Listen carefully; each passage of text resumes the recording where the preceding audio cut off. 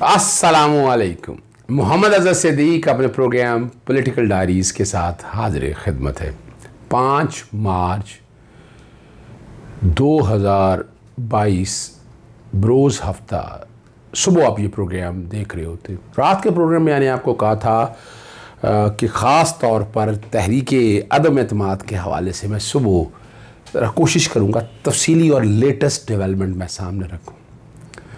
अब शहबाज शरीफ चीखे मारता फिर रहा है कि परवेज़ लाई ने तो बेइज्जती कर दी है ना उसकी, जो दावत कबूल नहीं की है। अंदाज़ा लगाएं क्या, यानी मैं क्या कहूँ इस बात को। जालिम सियासतदान अपने मकासद पूरा करने के लिए औलाद को भी दाव पे लगा देता है। तारीख उठा कर देख लें, डायनेस्टी ऑफ मुगल्स या मुगल बादशाहों के हवाले से आप देखें तो सही ना, मुझे कहने की क्या ज़रूरत है। और यहाँ चलने से कबल मैं असल में इरफान हाशमी के साथ कल प्रोग्राम किया तो उतना पोर्शन मैंने चला दूँ जहाँ मैंने सियासत की ईची बीची की है। नवाज शरीफ का क्या प्लान है और वो क्या करना चाहते हैं, उतनी चीज़ें ज़रा सुन लीजिएगा। चलते हैं इरफान हाशमी का उतना पोर्शन उसकी इजाज़त के साथ, कहीं कॉपीराइट ना आ जाए। चले सुनिएगा। सारे मामले को आप जरा समझिएगा। एक मैं बड़ी खबर आपको इस कॉन्टेक्स्ट में दे रहा हूँ। आपको पता है वो वोट को इज्जतों का नारा तो दब गया आपको, यानी वो आर्किटेक्ट्स ने, जिस किसी ने भी ये प्लान किया, कमाल किया है कि एक तीर में 3 शिकार हो चुके हैं। वोट का बयानिया दब गया और उनका यहाँ तक ये तो हो गए तबाह बर्बाद। दूसरा साथ साथ एक और काम है, वो नवाज शरीफ ग्रुप का लंदन में आप बैठे हुए हैं। नवाज शरीफ साहब एक बहुत गहरी चाल चल रहे हैं और इसमें वो इतनी बड़ी चाल चल रही है कि उन्होंने शहबाज शरीफ और हमजा शरीफ की गर्दन ले जानी। तहरीक एतमाद आए या ना आए, फर्ज करें कामयाब हो जाए तो शहबाज शरीफ महीने 1.5 महीने के लिए वजीर आज़म बनते हैं तो उसके बाद पत्ता साफ हो जाएगा, गवर्नमेंट ये चली जाएगी, आगे गवर्नमेंट उनकी आएगी, तो उसके लिए मरियम नवाज की मैदान तैयार है। इसी तरह हमजा शरीफ के हवाले से भी जो क्या होगा कि उन्होंने, चले ये भी याद रखिएगा, राना सनाउल्लाह से बहुत कमिटमेंट हुई है। राना सनाउल्लाह के जिम्मे कई काम थे अदलिया के हवाले से और कई मामलात में उन्होंने देखा कि वो कुछ रिजल्ट ले लिया उन्होंने, तो वजीर आला पंजाब के लिए भी वही खेत तैयार हो चुका। यहाँ एक मैंने जो बात की थी हुसैन हक्कानी का मैंने जिक्र किया, आप लोगों की काफ़ी इनपुट आई। अब यहाँ जो है ना, लेफ्टिनेंट जनरल रिटायर्ड हारून असलम ने अरशद शरीफ के साथ प्रोग्राम में गुफ्तगू की। सुनते हैं उन्हीं की ज़बानी, देखिए वो क्या कह रहे हैं। हुकूमत के ख़िलाफ़ मुहिम पाकिस्तान के अंदर ही से चली, बिल्कुल ऐसे भी नहीं। ये हुकूमत की तब्दीली की वही पुरानी अमरीकी और उसके इत्तेहादियों की चाल है। अमरीका और उसके इत्तेहादी इमरान खान को हटाना चाहते हैं। अच्छा, मैंने अपने तौर पर जितनी इन्फॉर्मेशन ले सका, हमारे दोस्त अमेरिका में हैं या लंदन में हैं या जहाँ कहीं हैं, ये बात किसी हद तक सच लगती है। और पहले ज़रा वो सुनते हैं, फिर मैंने आपको एक और बड़ी ज़बरदस्त इन्फॉर्मेशन देनी है। चले सुनिएगा, ब्लर होगा ज़रा ताकि कॉपीराइट वायलेशन ना आ जाए। पाकिस्तान ने जब अपनी नेशनल सिक्योरिटी पॉलिसी दी तो इसमें बड़ा वाज़ेह ऐलान किया कि हम किसी भी ब्लॉक का हिस्सा नहीं बनेंगे, जैसे कि माजी में हम ये गलती करते रहे। और अक़वाम मुत्तहिदा में रूस के खिलाफ जब जनरल असेंबली में रेजोल्यूशन आई तो पाकिस्तान ने चीन, हिंदुस्तान और दीगर चंद ममालिक के साथ एब्सटेन किया।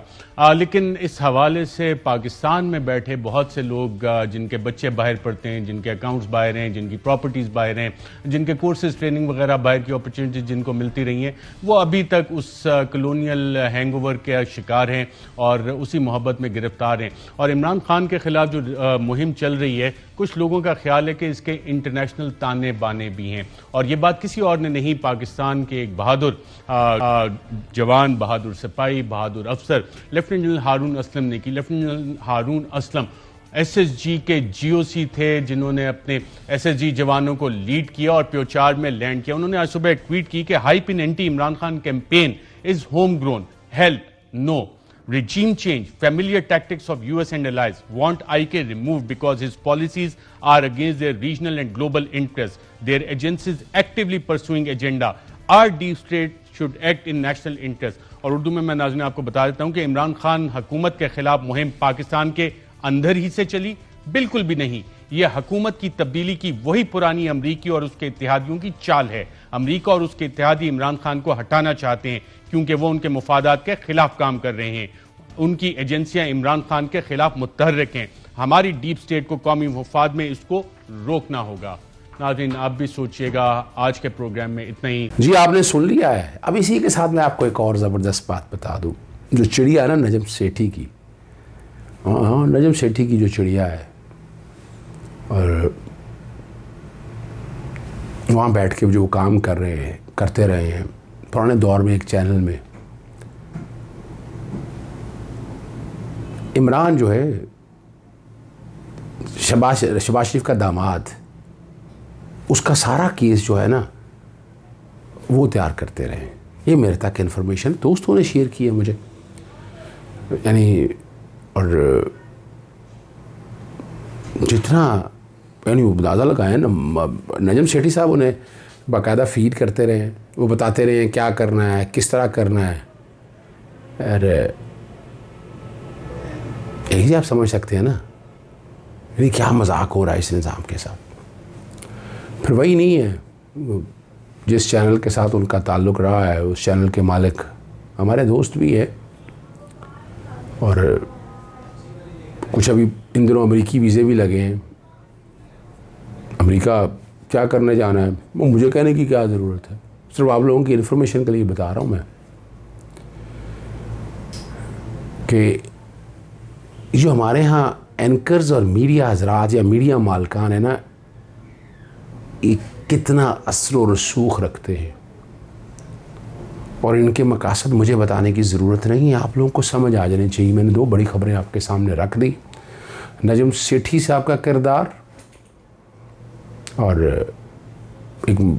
एक मीडिया चैनल के मालिक का किरदार। यानी अब लॉबिंग हो रही है ना, और लॉबिंग सिर्फ इस मकसद के लिए कि जो भी नया ब्लॉक बन रहा है ना, बन चुका है, बल्कि अमेरिका इस खिते से निकल गया, इंडिया को अफ़गानिस्तान से निकलना पड़ा, चाइना और सी पैक, और अब रशिया के साथ जो ब्लॉक आ गए, और फिर ईरान आ गया है, टर्की आ जाता है, तो ये ब्लॉक तो फिर पकड़ा नहीं जाएगा। और अमेरिका के लिए यही प्रॉब्लम्स है, यही मसाइल हैं उसके लिए। कोई नहीं, हमें परेशान नहीं होना है आज से। रब पाक ने कुरान मजीद में अगर सुन्ना को आसानी से पढ़े तो समझ आती है सारी चीज़। ये पाकिस्तान कायम रहने के लिए बना है, इसको कोई गिरा नहीं सकता। वक्त आ गया है, इंडिया के टुकड़े होने वाला दिन बहुत दूर नहीं है, वो दिन उस पर अलग बात करेंगे। चलते हैं, आपको इस्लामाबाद में एक FIR हुई, और कि जनाब शीर मज़ारी की बेटी जो है, क्या नाम है उनका, नाम ही मेरे जहन से निकल जाता है, सन पर जो भी बेटी है उनकी, मैं आप क्या कह सकता हूँ कि उनके ख़िलाफ़ गद्दारी का पर्चा है। अब FIR लगाई थी आज इस्लामाबाद हाई कोर्ट में, उसमें तो ऐसी कोई दफ़ा नहीं थी, और इस्लामाबाद पुलिस ने मौक़िफ़ बड़ा वाज़े दे दिया है, और वो सुनिएगा, वो जायज़ मौक़िफ़ है। बलोच तलबा के प्रेस क्लब के सामने एहतजाज और पुलिस के लाठी चार्ज के मामले पर उन्होंने क्या कहा है कि प्रेस क्लब के साथ खिलाफ कानून मजमा के मामले पर FIR दर्ज की है। कार सरकार मुदाखलत, और इसमें मोहसिन दावड़ समेत किसी पार्लियामेंटेरियन का नाम नहीं है। और पुलिस इंतज़ामिया ने प्रेस क्लब तक एहतजाज महदूद रखने का था। 144 भी है, आप सड़कों पे तो नहीं ना फिर सकते, सिक्योरिटी रीजन है ना। आपने जहाँ का काम वहाँ एहतजाज करें, यहाँ पे एहतजाज कर रहे थे, और पुलिस के साथ मुजाहिरीन ने मुज़ाकरा से इनकार करते हुए, ये तो जान के करते हैं ना, हमने भी यही करता, लॉयर्स मूवमेंट हम भी लड़ते थे पुलिस से, इसी खबर बनाने के लिए लड़ते हैं ना, मौक़िफ़ को आगे लेके जाने का तक। और 3 पुलिस वाले जो है ना उसमें ज़ख्मी हुए हैं, और इश्ताल दाने के नाम शामिल है। ये अब देखें ना, बलोच तलबा का ये हैरान कुन बात है। इन्हें मैंने कोशिश की समझने के लिए, इनसे जो डिमांड्स हैं इनकी, ज़्यादातर डिमांड फ्रिवलेस है, पॉलिटिकल एजेंडा है पीछे, वो BLA चला रही हो या कोई और चला रही हो। चलाने वाले जो लोग हैं जो इस मुल्क के ख़िलाफ़ एक एजेंडा लेकर चल रहे हैं, और ईमान ज़ैनब मज़ारी जो हैं अपना एक नुक्ता नज़र रखती हैं, लिबरल क्लास से ताल्लुक़ है और आपको भी औरत मार्च में भी वही नज़र आएंगी, PTM के करीब वही नज़र आएंगी आपको। और एक जो ख़ास 5315 का जो टोला है उनकी नुमाइंदगी करते। इस्लामाबाद हाई कोर्ट में आप लोगों ने पूछा कि अपना क्या हेयरिंग क्या हुई, यही कह रहा कि अर्जेंट केस लगा, सेम डे ही लग गया, सेम डे ही लग गया जी। FIR हुई है, अगर FIR हो गई है, ज़मानत कबल गिरफ्तारी अगर आपने करानी है तो सेशन कोर्ट मौजूद है। अब इस्लामाबाद हाई कोर्ट में अर्जेंसी ऐसी क्या है? मेरा एक सवाल है, मैं कानून के तालिब इल्म के हवाले से समझना चाहता हूं, क्या हम भी इस तरह की दरखास्तें फ़ौरन लग जाएंगी? अब ये मेरी समझ से बाहर है। और IG इस्लामाबाद, सेक्रेटरी दाखिला, डिप्टी कमिश्नर ज़ाती हैसियत में तलब कर लिया जनाब चीफ जस्टिस अतर मिल्ला साहब ने। और ये सारे केस जनाब जस्टिस अतर मिल्ला साहब के पास क्यों लग रहे हैं? मेरा एक सवाल है, उसका जवाब चाहिए मुझे। बाकी अदालतें भी तो वहाँ, इस्लामाबाद हाई कोर्ट के जजेस और भी तो बैठे हैं, जनाब जस्टिस अतर मिल्ला साहब के सामने ये सारे क्यों लग रहे हैं? क्या ऑटोमेटिक सिस्टम नहीं है? नहीं है तो इसका मतलब है खुद लगाए जा रहे हैं या रजिस्ट्रार फिक्स कर रहा है, पता नहीं। बहरहाल सुनते हैं क्या कहते हैं। और साथ कह दिया इस केस में किसी को भी गिरफ्तार ना करें। पुरअमन एहतजाज पुलिस के तलबा का आईनी हक है, तो पुलिस का मौक़िफ़ तो आ गया कि पुरअमन तो था नहीं। तो ये किसने, Islamabad high court trial court तो नहीं है ना, तो ट्रायल कोर्ट ने देखना है। अब इस्लामाबाद हाई कोर्ट मैं समझ रहा अपने इख्तियारात से तजावुज़ कर रही है कई मामलात में। हम बहसियत वकील हमारे लिए भी, हम समझते हैं हमारे लिए बड़ा कंसर्न है। और जो भी वकला पेश हुए मुझे उनसे कोई लेना देना नहीं है, और सिर्फ ये कहना है कि जो है ना ईमान ज़ैनब बुखारी जो शिरकत की थी इसलिए हो रहा है। इस पर SP साहब इस अदालत के हाथे में क्या हो रहा है? मुश्तरक के तलबा का एहतजाज उनका हक है। फिर मैं वही अर्ज़ करता चलूँ, सवाल ये नहीं है, सवाल बड़ा सीधा से एहतजाज आप करें। मैं एडमिट कर रहा हूँ आप लोगों के सामने, जब लॉयर मूवमेंट चली थी हम भी एहतजाज निकले, हमने खुद हिसार तोड़ा, हम लोगों ने डंडे हाथ में उठाए। भाई ये रिकॉर्ड की बातें हैं। भाई हमने कभी ये तो तहकीक कर ले, उन्होंने कहा जी कमीशन बनाना चाहिए, बिल्कुल बनाना चाहिए कमीशन, बिल्कुल बनाना चाहिए कमीशन। और उनकी जो नारे लगा रहे थे वो भी ज़रा सुनने चाहिए, ज़रा आप लोगों को जो बातें हो रही थी वो भी सुनना चाहिए। भाई जो आपका मसला है उस पर एहतजाज करें, पार्लियामेंट में जाएं, अदालत में आएँ, लेकिन स्टेट ने रेट अपनी कायम करनी होती है।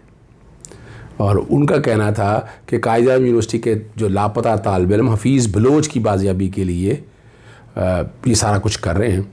उन्होंने कहा, चीफ जस्टिस साहब ने कहा कि दरख्वास्त दायर कर दें, और ये पीर तक के लिए मुलतवी हो गई। आज हुआ यानी कल हुआ है ना, फ्राइडे वाले दिन हफ्ता है, और पीर के लिए समाअत मुलतवी हो गई।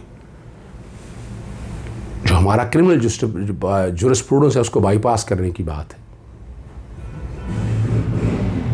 यानी अगर कोई गिरफ्तार भी कर रहा है, कोई ज़ख्मी भी किया है, तो ये हाईकोर्ट का काम तो नहीं है ना इस कॉन्टेक्स्ट में। पहले हम तो यही देखते आए हैं आज तक। मॉडल टाउन का साने आप लोगों के सामने है। हाँ, इस पे मैं ज़रूर बात करूँगा। मैं नहीं समझता कि हमारे सुप्रीम कोर्ट के वकील के साथ ज़्यादती हो।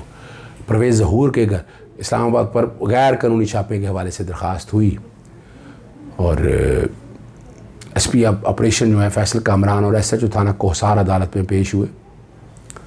हमारे पास वारंट गिरफ्तारी थी, अल्कोहल की वजह से उन्हें गिरफ्तारी हुई, शराब के हवाले से बात हुई। और उनके वकील ने कहा कि CCTV फुटेज का पूरा DVR उठा कर ले गए। पुलिस के पास इख्तियार कहाँ से आ गया कि घर पर छापा मारे? मैं नहीं इस बारे में कुछ भी कहूँगा। और अदालत ने सवाल किया, आपने इस दरख्वास्त की बेटी को किस केस में उठाया? क्या इस मुल्क में कानून है? बिल्कुल मौजूद है जनाब चीफ जस्टिस साहब, बिल्कुल कानून मौजूद है इस मुल्क में। कानून मौजूद है तो हम आज़ादाना ज़िंदगी गुजार रहे हैं। और जो बातें भी हुई सारी, शराब बरामद हुई तो अदालत में पेश करना था। SSP ने बड़ा वाज़ेह तौर कहा, रात को मुकदमा दर्ज किया, मुलजिम को अदालत पहुँचाया। SHO थाना कोहसार ने ये बताया अदालत के सामने। अगर ऐसा ही मामला था तो दिन को क्यों नहीं छापा मारा, तोड़फोड़ क्यों की? ये वकील कहते हैं। रियासत इदारे अगर दहशतगर्दी का माहौल बनाए, अवाम का क्या होगा?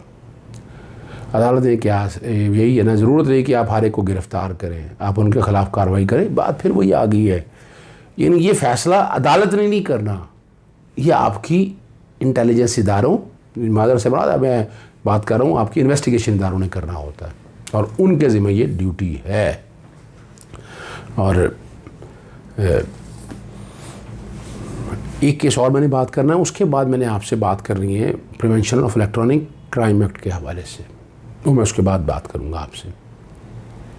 और आखिर में फिर मैंने एक और अहम इशू है, ख्वाजा ज़राओं के हकूक़ और जिनसी तब्दीली की इजाज़त देने से मुताल्लिक़ केस की समाअत हुई है फेडरल शरीयत कोर्ट के अंदर। DG वज़ारत इंसानी हकूक़, ये एक एजेंडा पूरा चल रहा है LGBTQ जो है ना, कि हम जिन्स परस्तों को तहफ़्फ़ुज़ फराहम किया जाए। हमारे कानून के तहत ये जुर्म है। तहरीर जवाब से हम जिन्स परस्ती का मिलने वाला तासुर गलत है, ये DG वज़ारत जिस असूल पर इंसार कर रहे हैं वो हम जिन्स परस्ती को फ़रोग़ देती है। जस्टिस सैयद मोहम्मद अनवर का, मुझे नहीं लगता कि वफ़ाक़ी हुकूमत हम जिन्स परस्ती की हमायत करेगी। अब इसमें वो कहते हैं अदालत इजाज़त दे, तो जवाब दाखिल करना चाहते हैं, इस पर तो इंक्वायरी बनती है। आखिर जवाब जिसने बनाया और जिसने सपोर्ट की है ना इस सारे काम की, वो चेहरा तो सामने आना चाहिए ना, वो पता तो चलना चाहिए ना एजेंडा किसका है। और ये DG वज़ारत इंसान कहते हैं हम जिन्स परस्ती का जो है ना हम तसव्वुर भी नहीं कर सकते। ख्वाजा सराओं के तहफ़्फ़ुज़ का कानून बनाते वक्त इस्लामी नज़रिया कौंसिल से मुशावरत नहीं की गई। ख्वाजा ज़रा जो है ना मज़लूम सब तबका है, इसमें कोई शक नहीं है। ट्रांसजेंडर के हवाले से बात है, हम जिन्स परस्ती से ना जोड़ें इसको। वज़ारती इंसानी हकूक़ ने इस्लामी नज़रियाती कौंसिल की राय लेने का झूठ क्यों बोला? देखो ना आपके सामने है, ये मैं जो आपको बता रहा हूँ ये नज़र आ रहा है एजेंडा। वज़ारत इंसानी हकूक़ को कम अज़ कम जवाब में तो सच बोला करे, इस्लामी नज़रियाती कौंसिल की तजवीज़ पर अमल करे तो मसला पैदा ही ना होता। ख्वाजा सराओं को इस्लाम से ज़्यादा तहफ़्फ़ुज़ किसी मज़हब ने नहीं दिया और 2 हफ्ते के लिए जवाब तलब तरमीम शुदा जवाब मांग लिया है, इसमें तो कोई शक नहीं है। पीका के हवाले से काफ़ी डाटा मैंने इकट्ठा कर लिया है।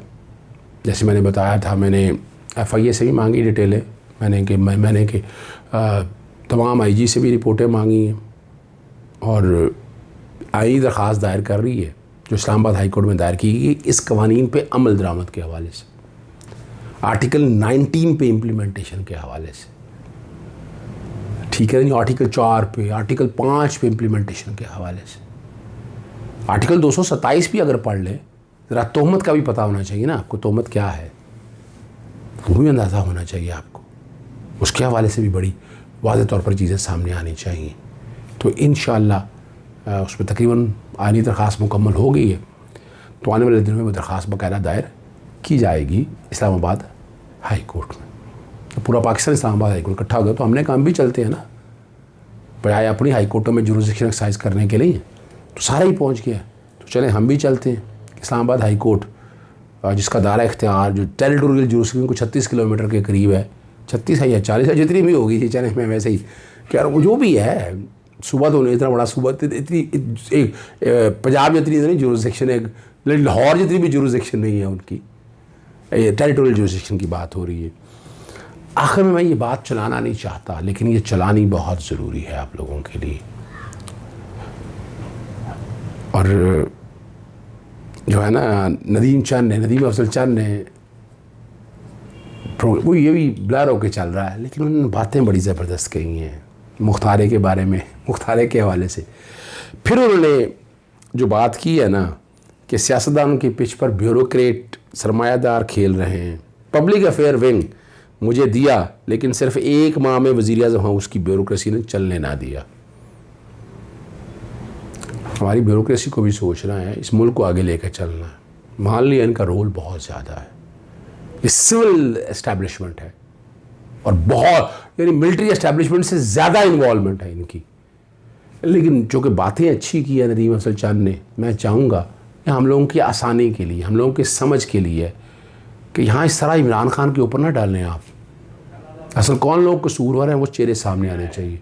ज़रा सुनिएगा, तो फिर यहाँ मेरा ख्याल है वहाँ ज़्यादा सियासतदानों के ऊपर ज़्यादा जोर दिया जाता है। प्राइम मिनिस्टर ने गुस्सा जब मुख्तारे की लीक हुई थी, वो उस वक्त एक दफ़ा मेरे से कहा था अगर नदीम ये तुमने क्या किया है। तो यहाँ शहजाद अकबर वाली बात पे जो मैंने बात की थी कि शहजाद अकबर साहब का जो कमीशन है या इनका अकाउंटेबिलिटी का जो तरीकाकार है, मैं उससे इत्तफाक नहीं करता था। उसमें एक दो दफ़ा पीएम साहब ने नागवारी का इजहार किया था। पीटीआई की जो पार्टी है ना, जो कैबिनेट है, उसमें डिसकनेक्शन है। पॉलिटिकल जो पिच होती है ना पॉलिटिकल लोग की, अब उसमें ब्यूरोक्रेट भी आके खेलता है, उसी में टेक्नोक्रेट भी आके खेलता है। जो सरमायादार है ना, वो भी पॉलिसी मेकिंग में शामिल हो गए। तो अब वो सारी पिच तो सियासतदानों की है। सियासतदान वोट लोग सियासतदानों को देते हैं, पार्लिमानी निज़ाम में सियासतदानों की अहमियत होती है। ट्रेस पासर वो कहते हैं ना, आ जाते हैं, तो फिर वो जंग तो होती है। कुछ लोग होते हैं जो सिर्फ ना क़यादत के दाएं बाएं रहने के, अच्छी गुफ्तगू करने का उनको आर्ट आता है। अब शायद मेरे जैसा बंदा जो कम तालीम याफ्ता है, उसने कोई चीज़ बयान करनी हो तो वो सीधी बात करेगा। मुझे शुरू में कहा गया जो पब्लिक अफेयर विंग्स हैं, तो उस पर फिर मैंने कहा ठीक है MP MNAs को साथ चलाते हैं, लेकिन वो PM हाउस की ब्यूरोक्रेसी ने वो पब्लिक अफेयर विंग पॉलिटिकल बंदे के नीचे नहीं चलने दिया। तो उन्होंने मुझे पहले महीने में मना कर दिया कि आप इस तरह मीटिंग ना बुलाएं। सारे कहते हैं एस्टैब्लिशमेंट न्यूट्रल है, गवर्नमेंट भी कहती है न्यूट्रल है, अपोजिशन भी कहती है न्यूट्रल है, तो फिर न्यूट्रल ही समझनी चाहिए। न्यूट्रल एस्टैब्लिशमेंट हो तो अदम एतमाद हो जाता है। देखिए, न्यूट्रल एस्टैब्लिशमेंट हो तो बहुत कुछ हो जाता है इस मुल्क में। मियाँ साहब को भेजा गया, मेरा गवर्नमेंट इन्वॉल्व थी। गवर्नमेंट ने इजाज़त दी थी, और गवर्नमेंट की इसमें कौन सी बात। लेकिन वो कहते हैं हमारे से धोखा किया। देखिए जी, मैंने खुद प्राइम मिनिस्टर साहब ने कैबिनेट में पूछा था कौन कौन, सारी मेडिकल रिपोर्ट्स दिखाने के बाद फरोग नसीम और शहजाद अकबर साहब ने एक रिपोर्ट दी थी। उसके बाद प्राइम मिनिस्टर साहब ने पूछा कैबिनेट में हाथ खड़ा करें कौन कौन चाहता है कि मियाँ साहब जाएं। तो मैंने तो खड़ा किया था कि मियाँ साहब को जाना चाहिए, और 4 बंदे थे जिन्होंने नहीं खड़ा किया था, वो कहते नहीं जाना चाहिए। वो 4 कौन थे? फवाद चौधरी साहब थे, अपना अली जैदी साहब थे, फैसल वाडा भी था, और ये चौथा बुखारी साहब, जुल्फी बुखारी साहब। प्राइम मिनिस्टर साहब से मैं फ़ोन पे मैसेजिंग होती रहती है। जी, आपने सुन लिया। प्रोग्राम चूँकि काफ़ी लंबा हो चुका है, लेकिन ये चीज़ें जो प्रोग्राम चीज़ें बहुत ज़्यादा होती है, तो मेरी कोशिश होती है हर एक आपके साथ डिस्कस करूँ, ताकि देखिए ना, इस्लाही चीज़ें आएँ सामने, चीज़ें बेहतरी की तरफ जा सकें। कबल मोहतरमा आसफा भुट्टो साहिबा के ज़ख्मी होने की तकलीफ़ इस कॉन्टेक्स्ट में है कि अपनी वालदा साहिबा का मोहतरमा बेनज़ीर भुट्टो का अक्स नज़र आता है। मेरी अपनी एक ज़ाती राय है कि अगर पाकिस्तान पीपल्स पार्टी रिवाइव होती है किसी स्टेज पे, तो लीडरशिप आसफा भुट्टो साहिबा के पास आएगी। बड़े लोगों का कहना है कि जनाब डान के ड्रोन फेंका गया, पता नहीं क्या कुछ। छोड़े इन बातों को। बातें सिर्फ इतनी हैं कि वो यानी ना बेहतर की अभी इस तरफ नहीं है। अल्लाह ताला का शुक्र है कि वो बेहतर रही हैं, नुकसान तो कोई नहीं हुआ। और लेकिन हम इसमें हर जगह कंस्पिरेसी ढूंढते रहते हैं, वो मेरी ज़ाती राय के मुताबिक हमें ढूंढनी चाहिए। इजाज़त चाहूँगा। अस्सलाम वालेकुम, अल्लाह हाफ़िज़। पाकिस्तान जिंदाबाद।